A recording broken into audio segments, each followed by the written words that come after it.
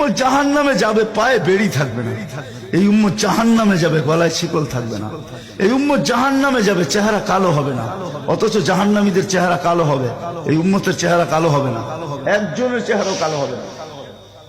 ফেরেশতা জিজ্ঞেস করবে, আল্লাহ চেহারা তো ঝকঝকে, গলায় নাই শিকল, পায়ে নাই বেড়ি, হাতে নাই হাত করি, এটা আবার কি পাঠায় দিলেন?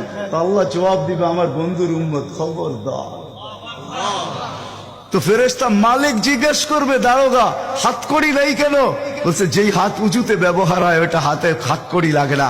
যেই পাও মসজিদের দিকে চলে ওই পায়ে বেড়ি লাগে না। যেই কপাল আমার কুদরতি পায়ে জীবনে একবারও আমাকে পাওয়ার জন্য ঠেকায়া দিছে, সেজদা করছে, ওই চেহারা কোনোদিন কালো হয় না, গলায় কোনোদিন চিকন লাগে না। 3 জায়গায় আগুন লাগাবে না, খবরদার। চেহারায়, হাতে, পায়ে, বাকি শরীরে লাগায় দাও।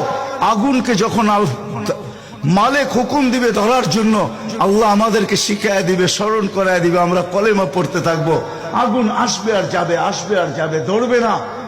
একবার, দুইবার, 3 বার হবে। মালিক কোরা চার্জ করবে, লাঠি চার্জ করবে, ধরিস না কেন? তো আগুন বলবে, লাইসালি সুলতানুন আলা মান ক্বালা লা ইলাহা ইল্লাল্লাহ মুহাম্মাদুর রাসূলুল্লাহ। এই কলেমা যে পড়ে তাকে ধরার ক্ষমতা আমার নাই। তারপরে আল্লাহ নিজে কি করবে? ইমাম কুরতুবী রাহমাতুল্লাহ আলাইহি লেখছেন, ফাআমাতাল্লাহু মাউতাতান, আল্লাহ আমাদেরকে ঘুম পড়ায়া দিবে। মৌতের যেরকম ঘুমের দোয়া, মৌতের দোয়া আর ঘুমের দোয়া একই দোয়া। আমরা ঘুমের দোয়া পড়ি, আমুতু আহিয়া, আল্লাহ মরতে চললাম, কাল সকালে উঠাইলে উঠবো, না হলে আর কিয়ামতের আগে উঠবো না। তো ঘুমো মৌত, আল্লাহ ঘুম পড়ায়া দিবে। আজাব ঘুমের ভিতরে কমপ্লিট করে আল্লাহ বাহির করে নিয়ে নিবে। নবীর সুবাদে, নবীর সুবাদে।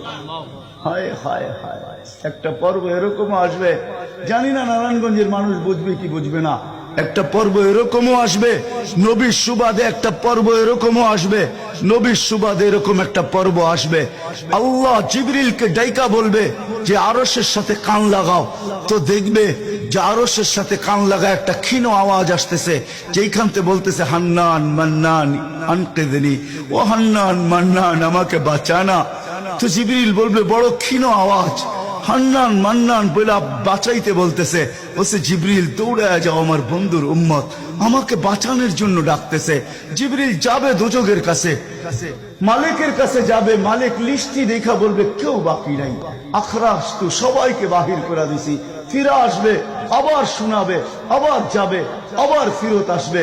তৃতীয়বার এসে আল্লাহর ঠিকানা বলে দিবে, যাও দোজখের ওই অথই তলদেশে যায় দেখো, কয়লার মতো কয়লা হইতে হইতে পোকার রূপ ধরে গেছে, উপরে পড়ে আছে, ওইখানে যায় কান লাগাও। তো দুইজনে যায় কান লাগাবে, তো দেখবে ওইখান থেকে ক্ষীণ আওয়াজ বাহির হইতেছে, ইয়া হান্নান ইয়া মান্নান আনকিযনি, ও হান্নান ও মান্নান আমাকে বাঁচা না। ওই আওয়াজ আল্লাহর আরশের সাথে এসে টক্কর মারবে, ওইখান থেকে উঠায় নিয়ে আসবে। বলবে, আমার বন্ধুর উম্মত উঠায় নিয়ে আস, আমি ওয়াদা করছি আমার বন্ধুকে রাজি করে ছাড়বো, আমি ওয়াদা করছি লা ইউখজিহি ফি উম্মতিক, তার উম্মতের ব্যাপারে আমি কপালে ভাঁজ পড়তে দিব না। আমার কথা কিন্তু শেষ জায়গায় চলে আসছে। ওই